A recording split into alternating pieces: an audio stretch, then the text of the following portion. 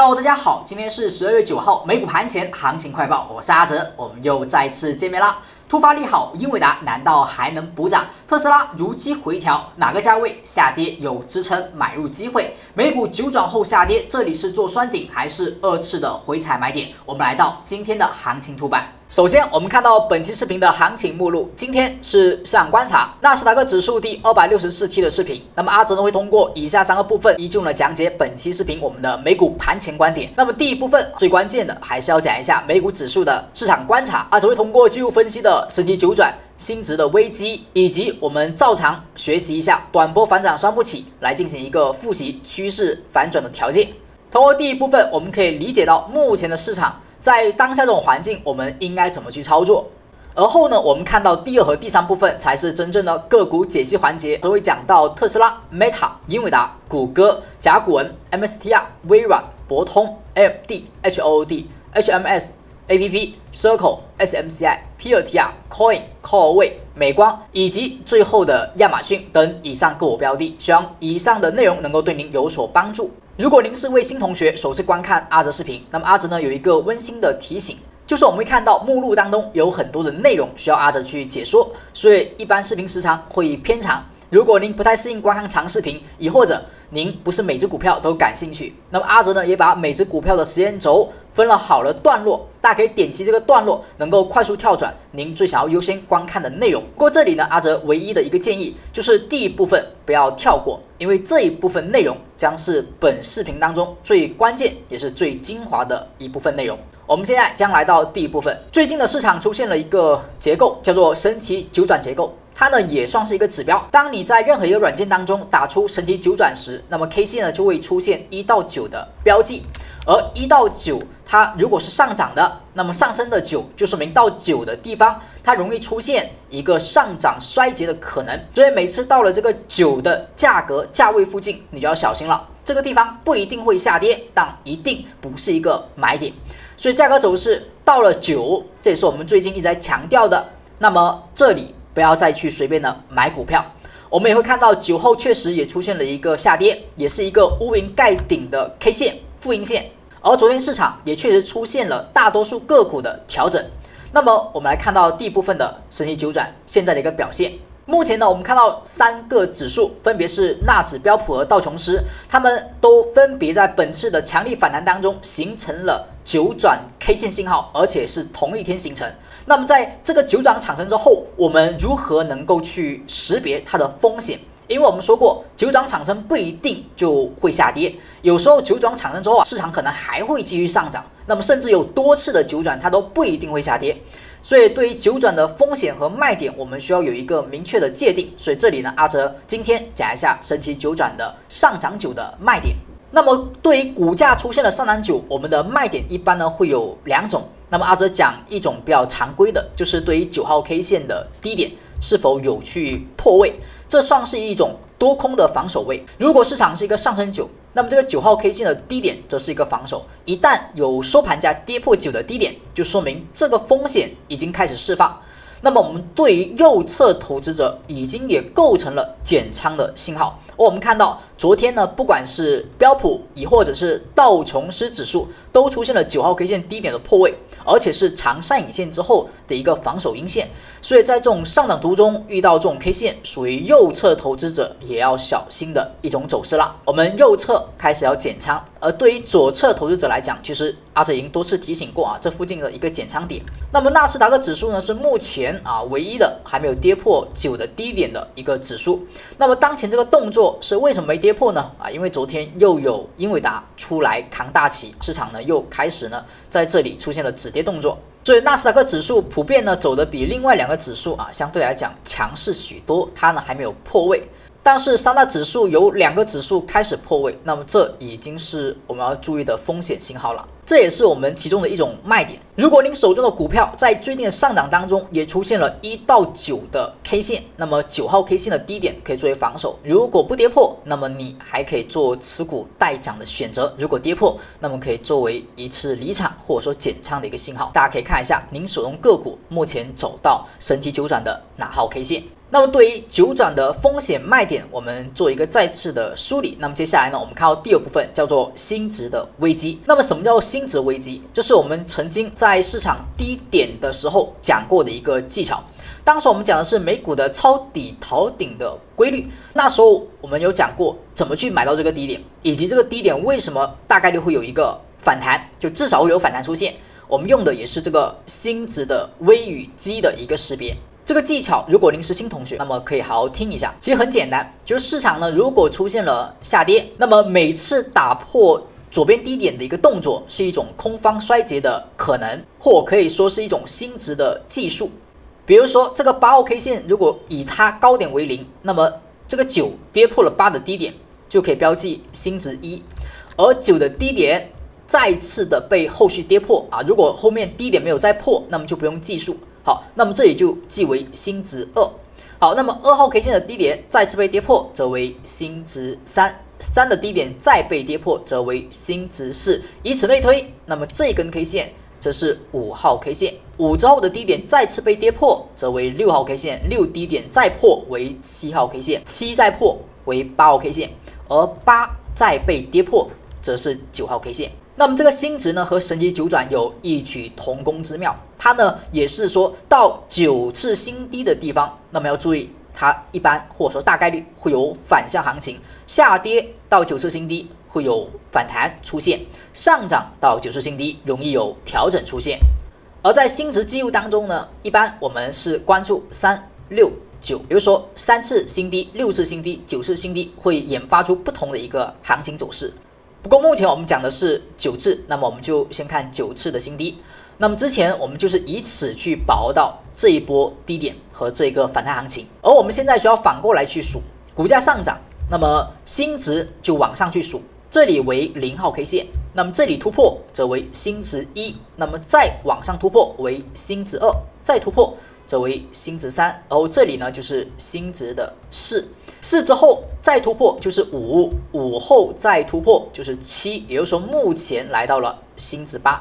那么它不一定非得要走到新值的9才会是风险，就是靠近9和在9附近的新值，刚开始我们可以看多，但是越往后呢，越靠近新值9越要小心，越有风险，因为到新值9的地方，一般多头或者说空头至少有一次反攻的机会。那么目前我们所看的是纳斯达克指数的日线图表，之前呢我们也详细教过大家，那么现在呢我们再来讲一下，比如说这一波下跌股价走势也是我们可以看到，比如说这里是0号 K 线，0突破，那么这里呢是新值的1，再突破为新值2，然后再往上突破，它就是新值3。我们说股价下跌反弹时，一般的新值3为弱势反弹的衰竭点，所以新值3的地方到3到4，那么它是一个风险点，在这里出现了下跌，那么要注意它容易出现下跌中的反弹，弱势反弹。那有时候更弱的，你会发现这里是0，这里是1，这里是2，那么基本上都到不了3，所以我们通过新值也可以去区分它的一个强弱点。那有时候股价走强，多头强势的时候，那么高点这里为0，那跌破呢这里为1，跌破为2，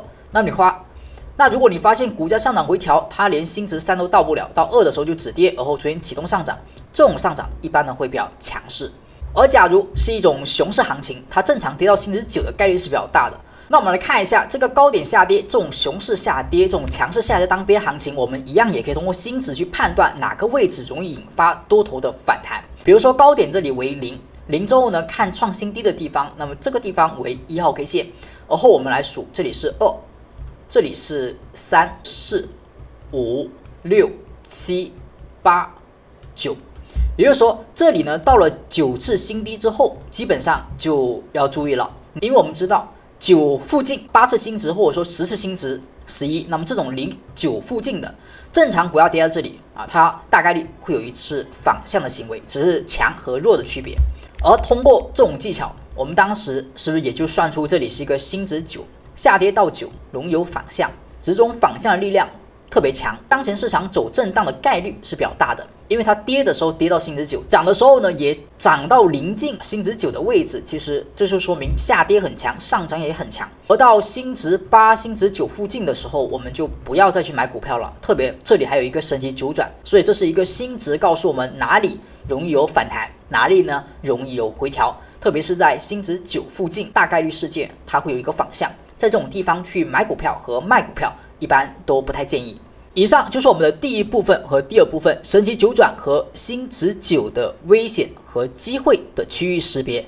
这两个呢都和9有关，所以9为级数，一般呢某项技术如果是追求极值的话，跟9一般会有产生关系。那我们希望这两个技术对于当下的市场和您手中个股能够有所帮助。我们看到第三部分是短波反转3部曲，这个知识点呢我们上期也讲过，不过后续阿哲呢会经常的去分享，因为阿哲觉得对于一个行情趋势的一个研究，你能够把这3部曲研究透了，那么很多时候你就已经在趋势交易上至少算入了一个门，或者说已经有所学习到一些东西。当然，如果您是老同学，学过很多遍了，那么你可以把这一部分跳过。新同学啊，千万不要错过。我们来说一下什么叫做短波段反转的3部曲。在使用短波段反转的3部曲呢，我们需要用一个指标叫做彩虹带，这是阿哲做趋势交易时呢必须会去看到或用到的短波交易。当然，如果做中长线呢，一般阿哲就不看这个指标。做中短线短波段的话，阿哲会看这个彩虹带。那么什么叫做反转3部曲？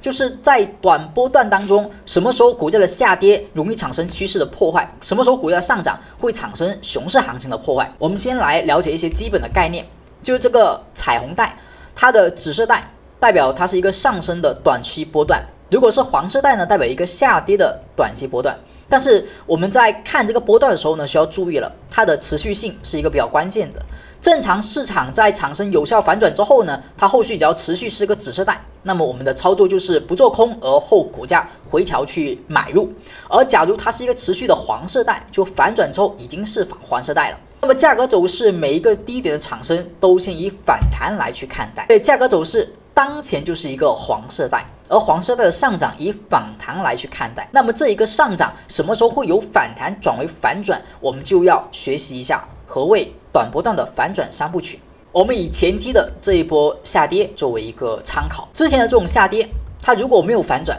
它的上涨不够强势，那正常来讲，一波下跌后的反弹往往是超跌后对于黄带股价的一个乖离的修复，就它是一个均值的回归。短波段的超跌，它的目标位反弹一般就是黄色带，也就是说，只要是黄色带的反弹，它没有突破黄色带，那么这种力度一般来讲是不构成反转的。那只要反弹的目标在黄色带遇阻，就只是反弹，不构成反转。唯有在黄色带上突破了，那么才有可能构成反转。这个叫做第一个步骤，就得要去突破黄色带。好，突破之后不是说就直接就看反转。一般来讲，突破黄色带之后，我们要去判定它的力度是增强还是假强。我们需要看到突破的第一根、突破的第二根，2根 K 线里面选最高的那个价格作为压力。后续如果不跌破它的低点，亦或者是紫色带，而能够突破它的高点，价格走势，那么就能够大概率形成强势的反弹到反转的转换。所以第一步先站上黄色带，而后第二步2号 K 线它不能产生明显压力，而是要被有效突破。第3就是它的飘带要有支撑，不被跌破，那么它将会形成在黄色带和紫色带当中一个 N 字形的走势，我们说叫其为闪电结构。就一旦在这种位置去产生这种闪电结构，大概率就是一个短波段反转有效。所以当时出现这个结构之后，市场后续就延续着紫色飘带去上行。所以如果您是阿哲的频道订阅粉丝同学，您应该也能够看到这个指标，那么你可以看一下你手中的个股目前走到了哪一个阶段。而之前它就是在一个紫色带出现了一个下跌，反弹再下跌，所以当这个闪电结构形成的时候，那么飘带又由紫色转为黄色的时候，那么这个结构告诉我们市场后续的上涨你应该以反弹去看待。而目前这波反弹呢又很强势所以目前是一个震荡的结构。而强势的反弹，我们看到这里是第一根，这里是第二根，那么它将是个压力，那么这个压力已经被突破了，那么后续这里是个容易滞涨的地方，因为它有9转和新值9。那么后续如果股价调整，我们会知道这根 K 线的低点如果都不破，那么会很强，而如果破了，但是它只要不破这个飘带，那么出现任何止跌现象，也可以有机会完成一个闪电结构，那么趋势将会慢慢的偏向于多头。所以我们需要有2个节点来判定目前的趋势交易，一个呢是这一天的低点，是23250.51，是第一个强支撑区。如果连这个价格都不跌破，那基本上后续止跌启动走出闪电结构，趋势由反弹转为反转，那么则是极大概率事件。而假如这个地方往下调试到飘带附近的话，我们看一下飘带的一个最底下的支撑是23026.12，也就是说在这里之上任何的止跌行为也都可以作为有机会产生 N 字形结构、闪电结构的一个机会，都可以在这里寻找买点。所以目前对于指数的判定，我们通过左侧技术告诉我们这里不应该买股票，而通过右侧的技术告诉我们这附近的支撑一旦有产生止跌，将是再次的启动点，那么也是再次的加仓点。但如果这一波下跌很强势，直接跌破了这些支撑位，那么肯定这波位置还是只能先看反弹，就不要随便在后续去买进了。在后续的个股解析当中，阿哲呢也会用这种反转三部曲去看待每一只标的。目前很多个股弱势的基本上都是没有突破黄色带，那么有些强势个股就是和指数一样，由黄色带转为紫色带。那么更为强势的个股可能就是类似于前期的谷歌一样，它可能长时间都是一个紫色带，所以这种就是强势的表现。那么希望这一个反转三部曲在未来能够帮助到大家。而阿哲呢，接下来也简单说一下，如果您是我们的订阅粉丝同学，但是您可能看不到这个长带的，您应该怎么去激活这个指标呢？其实很简单，您只要是今天刚刚订阅阿哲的同学，或者说你曾经订阅过阿哲，但是您还未有激活彩虹带的使用权限的，您都可以在点击订阅之后看一下我们的右上角有一个小卡片，亦或者是阿哲视频底下的评论区有一条置顶评论，是有阿哲助教老师的一个联系方式的，点击链接就可以找到助教。那么这一个彩虹带就是阿哲给各位订阅粉丝同学的一个订阅福利。当然我们的订阅福利呢有3种第一个是我们的彩虹带订阅福利您只要找助教激活就可以用了，个股指数都可以按照刚才阿哲所讲的反转三部曲去跟踪，一旦度过了反转三部曲，那么顺势行情下我们就是黄色带看反弹以及做空为主，紫色带呢则是看多头顺势做多回调买入为主。所以它呢把短波段的趋势界定的比较清楚。如果您对于技术分析的趋势行情无法去分清楚，那么这个指标能够帮助到您不少。而我们的第二重福利就是盘前广播和点位的预测。阿哲在美股盘前只要开盘都会写到一些文章或者说一些信息，是个股和指数的提醒。比如说近期市场出现了左侧的一些超买信号，那么阿哲基本上在盘前广播当中都是反复的提醒这个地方不是买点区域。这些提醒呢不一定对于每个同学都有太大帮助，但是如果您确实对于行情不是很明白，平时呢也没有太多自己的分析技巧，那么这些内容应该是能够对您产生不少的帮助。所以只要您是订阅粉丝同学，那不管您是炒股小白，亦或者是技术分析老手，那么3重福利总有一个对您能够产生帮助。第3重福利呢，就是我们每周内部所举办的一些专题课程，这些课程会限时对订阅粉丝同学进行一个开放，您只要是阿哲的订阅粉丝观众，那么像本周的课程我们讲到四维操盘体系一些更加进阶的知识内容分享，您就可以跟朱老师报名参与本周的课程，它呢对大家也肯定会产生帮助。只要你能够认真学习，在技术分析上阿哲相信能够逐渐进步，也希望在订阅阿哲的此时此刻起就能够逐渐提升您的交易水平和技术分析水平。感谢您在第一次见到阿哲之后点击的订阅按钮，感谢您的点赞和评论支持。那么接下来我们看到第二部分，那第二部分呢我们会讲到个股解析了。在对于指数环境有了一个明白之后我们知道目前再去买股票有点风险，不是说它不能够涨，而是再怎么上涨它都只属于反转三部曲当中的第一部曲的进行中，而后还缺一个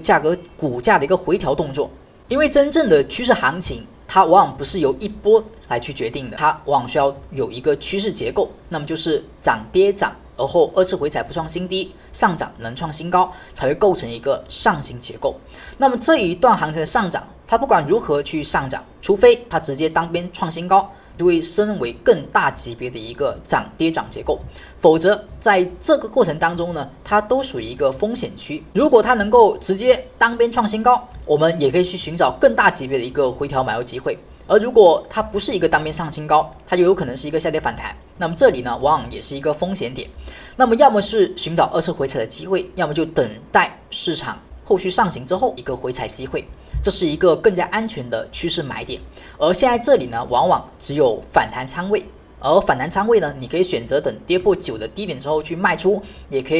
可以呢左侧在这附近去高抛。那么整体的指数策略我们明白之后，现在来到第二部分。第二部分的个股解析，我们先看到特斯拉。当前所看的是特斯拉的一个行情图表。在日线图中呢，股价出现了一个上行。我们在上周的行情视频讲到的，基本是大家不要去随便的乱追，因为这个地方的点位呢，它面临左侧的一个密集的筹码区间，之前在这里一直在震荡。而 462.21 越是靠近，我们越不能够去随便加仓，因为离压力位越近，走势反而越弱。这种是一个大概率调整的一种节点。那么我们要关注的不是一个价格走势靠近压力位附近的赌它能够突破的买点，而是要么就是回调找关键支撑的买入，以及突破之后回踩的买点，是不是跟刚才我们所讲到的指数的分析是一样的？所以很多时候都是如此的，就是什么地方它更像是一个买点区域，就是我们需要去明白这一点。很多同学呢，为什么容易买到一些高点，就是它的整体交易逻辑上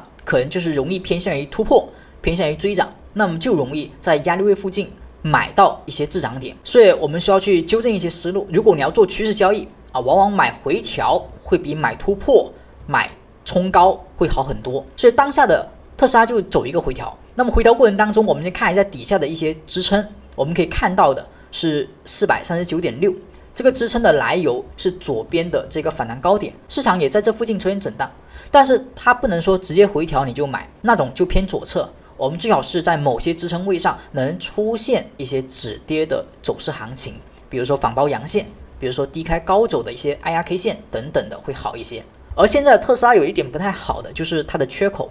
目前呢它没有上跳的缺口，而都是下跳的缺口，是吧？之前这里是一个跳空下缺口，而价格这一波上涨它也没有向上跳空，而后却有一个向下跳空，所以当前喜欢往下跳空，而并没有往上跳空。多头方面它的表现不算很强烈。那么这一个下跳缺口它的风险性如何，就要看一下它被回补的时间。因为正常如果是一个走牛的强趋势行情，一般这种下跳缺口它会很快见到低点，然后很快把这个缺口给回补。所以目前这波上行它是能不能突破趋势的，那你又看一下多头是增强还是假强。这里如果是反弹，那么这个缺口应该就很难去回补了，或者说很难实体阳线去回补，它可能反弹一下就立马又下来，甚至呢都不反弹直接往下走，这种就是属于空方比较强势，这一波股价走势依旧是反弹。所以我们可以看一下这个缺口后续的表现，它能不能够快速实体阳线回补，如果可以，立马构成再次的追涨点，而 462.21 大概率也会被冲破。所以当前临近的压力可以从 462.21 呢转换为这一个向下的跳空缺口。我们再看到从趋势的角度怎么去分析。当前呢，我们所看到是特斯拉的一个日线图表。那么特斯拉的一个走势，最近的上涨它也出现了神奇九转。那么9号 K 线呢，又是一个黄 K， 黄 K 是阿哲的交易体系当中一种波段超买的信号。那么这个黄 K 产生了，又是三阳小顶，价格走势它是不是把9的低点给跌破了？所以左侧的话呢是冲高去卖股票，右侧呢是跌破卖股票，所以两者呢有优有劣。正常来讲，我们如果股票遇到上涨冲高的阶段，你可以左侧和右侧都有一部分的操作仓位。比如说我们一直讲的上行时，假如你这次的仓位呢你是10份，那么你可以5-6份呢做左侧，而后剩个5-6份呢你可以做右侧，是吧？那么就可以分开风险，那么操作呢也不带太过单一的左侧还是右侧。你纯左侧可能会卖飞纯右侧可能大部分呢会有回吐，所以很多时候我们做交易就要有一定的比重。那么这个9的低点目前被跌破，就左侧右侧其实都是厂商的一个卖出的一个信号，然后这个缺口又是有一定的放量，所以这个地方呢有一定的抛压沉重，所以这个地方我们还是要小心一点的。下方的一个支撑可以看到一个共振带，一个呢是这根大阳线下方它是一个放量大阳，所以低点呢作为支撑，我们看低点是 431.11， 而这个飘带的上沿 427.736， 这附近有一个夹角空间可以作为支撑区回调的一个目标。而价格走势目前这一波上涨出现回调，我们是不是看到它的一个反转三部曲？最好呢是有一个 N 字结构的产生，但不是说完全走出 N 字形结构你再买股票，因为那样的话它其实趋势就走了一段时间。所以我们的博弈点呢往往是在二次回踩的地方，价格突破这里是第一根第二根还能突破，所以它本身就是2号 K 线关键点。那么价格走势回调时，这里就是二次回踩我们的第二步确认，这里只要有止跌 K 线产生，不是直接灌掉跌掉，那么我们等止跌可以去博弈这个点，博弈它能够走出闪电结构。当然您确实比较保守的话，你完全可以把这次反弹给抛掉，止盈离场，等到它确实走出下跌反弹再创新高，而后我们再去找下个回调去买，它其实也是一样的，它效果也不会差，也不会说没有行情。像前期这种位置是吧，也走了一个1到9，价格走势到9转是吧，走出一个下跌，它直接破了飘带，它虽然也走了1、2的突破，但它破了飘带，那这个位置就容易走弱。好，你等下一个行情，比如说这里是突破第1根，突破第2根是吧，后面它就变成了支撑而被突破，所以这是1，这里是2，止跌作为我们的交易点，它是不是能够新高了啊？突破啊！你如果比较保守的，你可以等它走出一个这种结构后再回调再去买，而后再去看新高，因为趋势行情就是能够新高而不容易新低，所以一个趋势行情短波段形成之后啊，大概率低点就不会再破低点了，所以它就容易去走出上行趋势，有时候运气好还能买到加速，所以这是反转3部曲当中大家可以去关注的。而现在很明显它就只是有一个上破的一个动作，而后2次回踩到这个地方还没有止跌，所以这是一个博弈点。当然你如果更加谨慎一点，你可以等它突破之后再次回踩再去买，这个地方会更加高胜算一点。以上呢就是我们特斯拉的一个分析。那么接下来我们看到 Meta， 目前所看的是 Meta 的一个图表。那么阿哲呢依旧来用9转来去讲，之前这个低位的9转突破之后，我们是做了一波反弹，这个反弹的目标位到了170附近，其实也算是一个比较 OK 的一个行为。它170的价格均线就算是一种中长期的一个阻力位，之前有效跌破了，所以它是一个阻力。那么这个地方如果能够越过去站稳，这个地方就是一个黄金坑了。所以它目前是对于跌破有效与否的一个日线上的一个判定。如果这里碰到了，又有一个9了，而后出现明显的下跌，把缺口补掉，那么这里就是一个下跌反弹有压力，走继续的一个下行走势趋势，对吧？跟前面是一样的。那么我们在这里就是先以反弹去看。因为它确实也没有站上飘带，如果到了170附近你还不卖，那么你要纯右侧的话也行，等一根下跌阴线再卖。好，而后我们去等待突破，回踩170不破，去看这个地方是黄金坑，这种是大反转的一个走势。所以170目前临近了，这里是个压力，小心压力位附近出现了任何一个明确下跌 K 线，这里是个9转左侧风险，等待右侧确认也可以。而在我们的一个周线上呢，它有一个周线的9转，周线9转产生，而后我们说要突破9的高点，是吧？它也突破了，那么跟前面这里是类似的，突破9的高点突破了，那么可以看一波周线的底部的成立。所以这一波股价的反转后再次破低点的概率，阿哲觉得是不高的，但是2次回踩的概率是有的啊，所以你可以先做反弹，2次回踩再去做买入，亦或者是突破之后回踩再做加仓。好，我们再看到中短波的一个趋势指标的反应。目前呢，我们看到 Meta 的一个股价走势，当下是不是走出了3部曲当中的第一个步骤，就是它突破的第1根、第2根取比较高的，那么这一根 K 线为关键 K 线，而后也和飘带有所共振。所以在趋势反转3部曲当中呢，我们比较喜欢的是这种相对缓慢的或者是相对稳健的突破。有时候突破黄色带它可能是大幅跳空，那种可能不太好，因为它离飘带就远了，那个时候那种 K 线的低点它只能作为强支撑，或者说作为强势回调的一种支撑，但很多时候可能会回到飘带啊，这种呢就比较好，飘带和我们的关键 K 线是共振的。好，那么当下呢，我们知道左边有缺口，有170的压力，它能不能越过去呢？还不一定啊，要越过去可能需要有一些消息面的一个配合，如果没有的话，这里大概率的价格行为是回落为主。好，那么如果回落，我们就关注这个地方的2号点，那么判定这里有止跌的话，去博弈它的一波趋势形成。那如果博弈趋势形成的过程当中，你要注意2个，一个就是这个低点是不是真的有支撑，你不要一跌下来阴线就买，是吧？你要先止跌而后买，而后买了之后呢，要关注的点就是一般左高是有压力的，如果是一个空方趋势或者说多方比较弱，它是很难去走出这种有效的 N 字形结构，它可能在这里就有压力，有假突破，而后呢就容易新低，那种呢也是反转失败啊，所以这个呢我们要去关注。所以不要每一次的上行很强势的时候，你就觉得它能够走出反转，是吧？它不容易走出反转，正常它就是要对飘带有一次确认的止跌，而后我们再去看趋势的走势。你要博弈的点往往不是一波强势的反弹，而是2次回踩的那一个点。所以当下我们看一下飘带的上沿目前飘在上沿是635.41作为一个支撑点，这是 Meta 的分析。那么接下来我们看到英伟达。那么英伟达的行情解析当中，阿哲前期是不是讲过，尽可能在这里要小金 A 结构的形成就是一个小级别的头肩顶形态，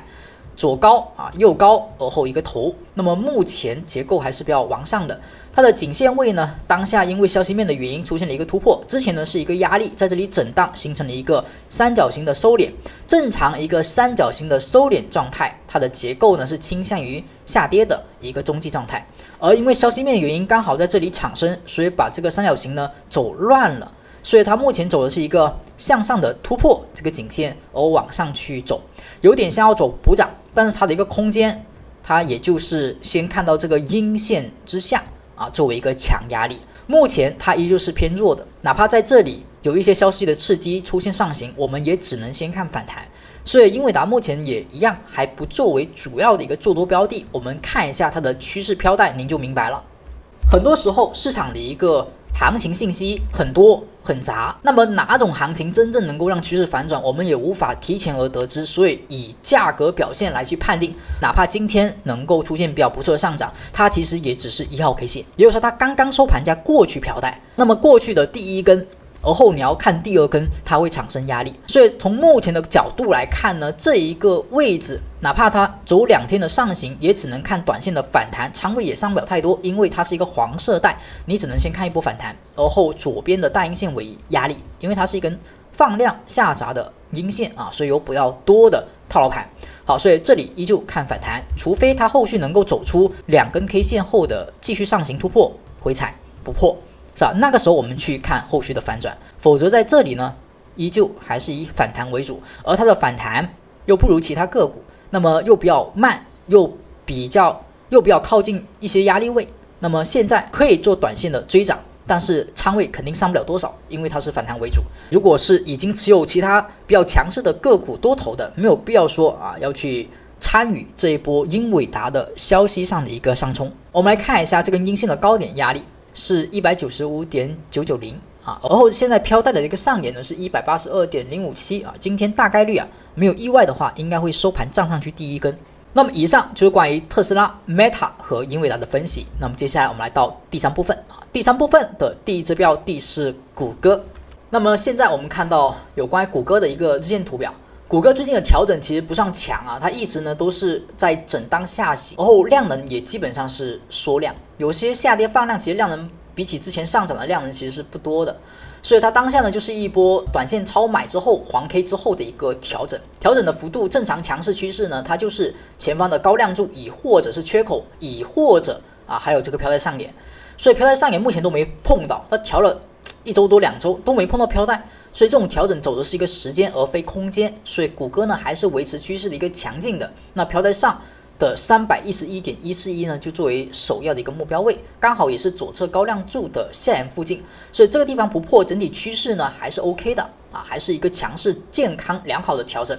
那么这种回调之下，我们看到它是一个防守阴线，防守阴线的买入点位就是仿包这一根阴线作为买点，那么亦或者是跌下来再上去，那么也可以作为一个买点。目前呢还没有，因为它是一个相对强烈的下跌的一个阴线实体有所放大，所以当下呢先看回调找止跌，目前没有止跌就先不要着急。支撑位就还是我们所说的311、141以及这个下沿309、190，这里呢有一个共振支撑、强支撑，等待这附近出现止跌 K 线，低开高走阳线、反包阳线10日线、长下影线等等都可以。而如果直接以一根实体阴线破了，那么就先减仓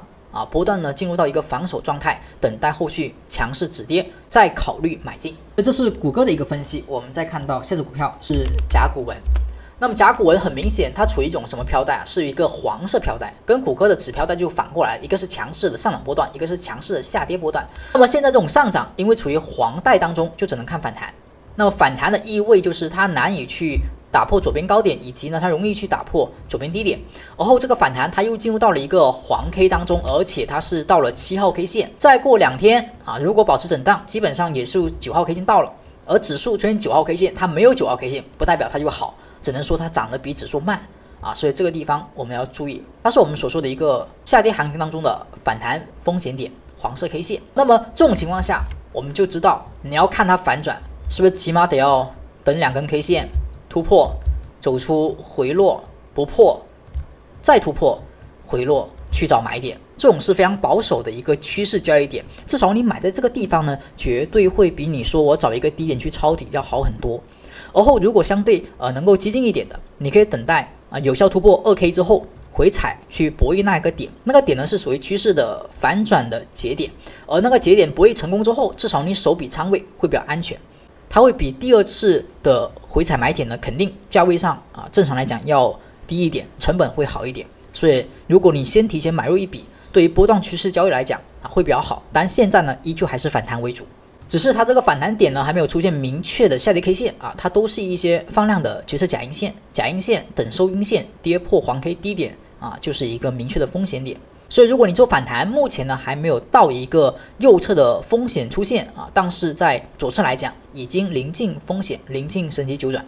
而上方的一个飘带压力当下是靠近的，这个压力呢是 221.86， 下方的飘带是 210.091， 如果这里不跌破，能够在这里震荡有支撑，那么它转为紫色带的概率将会变大。如果是直接收一根阴线直接破的话，正常这里是反弹高点的概率就很大，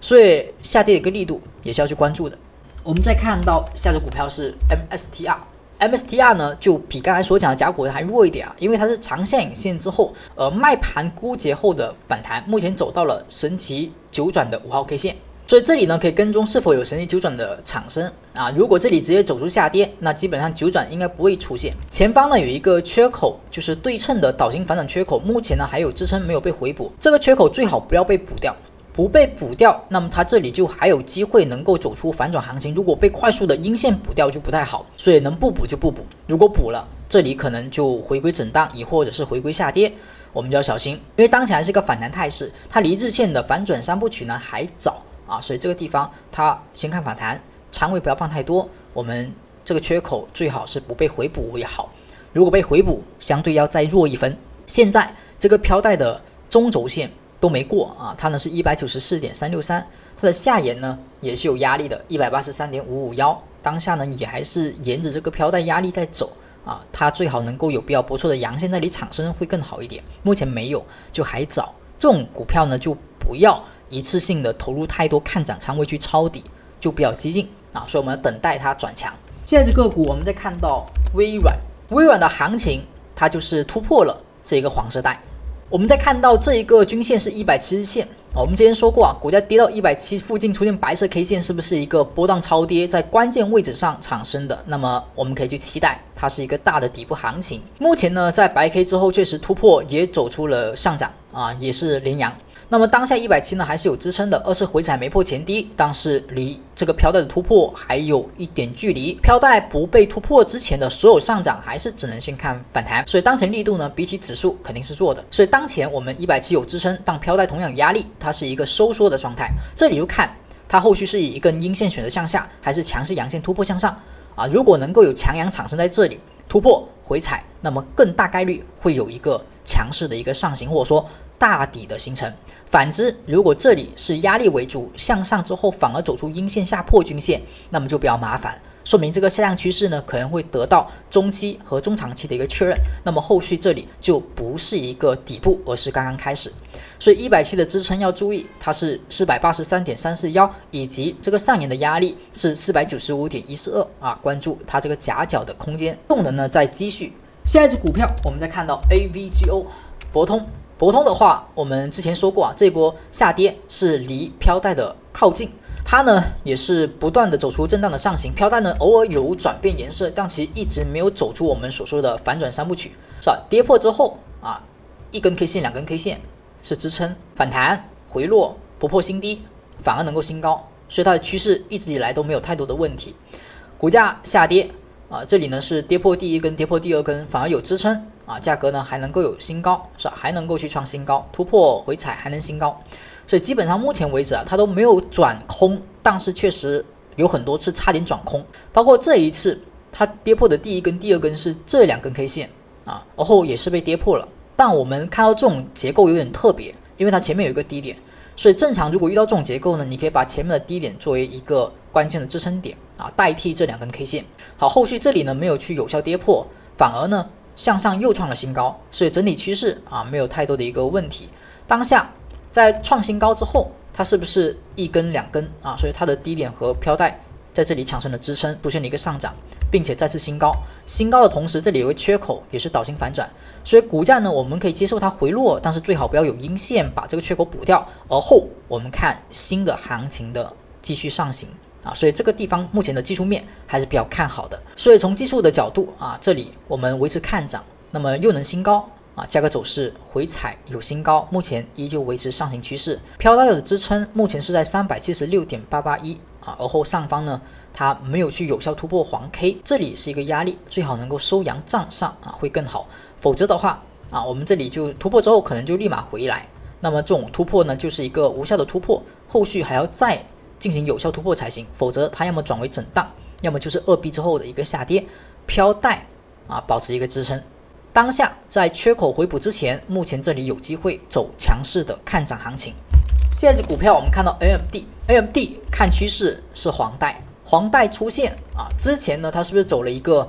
跌破第1根，跌破第2根，然后继续还被跌破，所以这种就是一个风险点。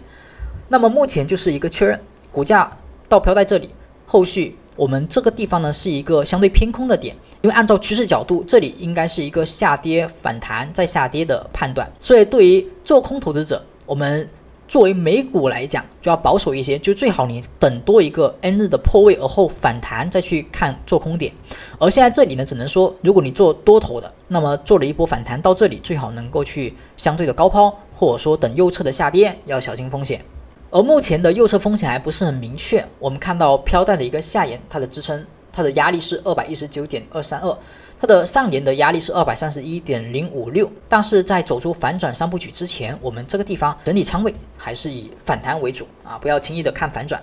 而后我们再看到下一只股票是 HOOD 就是走了一波3部曲当中的突破飘带，这是第1根，这是第2根，高点没有破所以价格走势呢往下，我们要看到2根 K 线里面偏低的这个地方，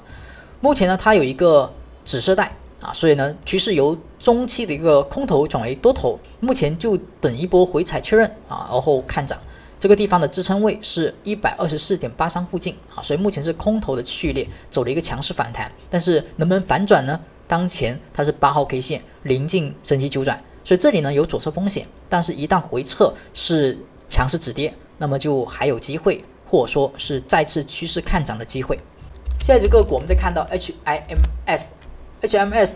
170日线已经跌破了很长一段时间，而后飘带呢是开始有所收窄，但不代表它就能够反转，因为这是1号 K 线、2号 K 线高点在这里低点呢在这里，然后它呢没有转变颜色，所以当下我们要的是股价上涨能够把2的高点突破，然后回踩紫色带转变颜色再看涨，这个点是博弈点。目前这里呢还是处于反弹的一个风险区所以这个地方小心跌破飘带，下沿是 37.662然后上方它的上沿是 38.425， 这个地方如果能转为支撑，结合缺口和大阳线倍量阳线这里如果能够守得住，是有机会慢慢转为紫色带，然后回踩找买点。下一只个股我们看到 APP 就很强势的走到了升级九转它算得上是跟指数同步的强势，而后它也临近左边的高点。目前呢它是不是走的是第一波走势很强劲突破的第1根、第2根，所以这一根 K 线呢它是一个关键 K 线，又和指示带是共振的，一旦股价能够调，那么我们可以寻找这附近止跌机会的一个支撑机会。那么它不一定会调到这里，就如果它走势很强，它可能会略微调一调就走出止跌或者震荡的行情去寻找买点也是 OK 的，不一定非要调到这个地方，它不调到这里反而说明它更强。好，我们看一下它的上沿是 624.73， 还有一个缺口，飘带的上沿是 611.164所以这种行情很强势的，回踩之后一般会有2次做多的一个机会，至少会有个反弹的确认。现在这个股呢我们再看到Circle的话，当前就是神奇九转，而后九转 K 线产生的地方刚好在飘在上沿附近，还有一个冲高回落负阴线，所以 Circle 走到这里反转点，它是有个左侧和右侧的减仓点，都是风险。而后上沿它目前是 85.768 作为一个压力点，目前是没有过的所以这个地方是一个比较大的风险，有黄 K， 有9号 K 线，也有下跌的确认啊，所以这里呢，我们下一个仓位的减仓点是跌破8的低点，所以下一个仓位的减仓点呢是跌破9的低点啊，完全的确认它的风险。跌破下沿呢就更加明确了，下沿是78.819啊，这是一个风险点，要小心。更为确认的信号是跌破9的低点。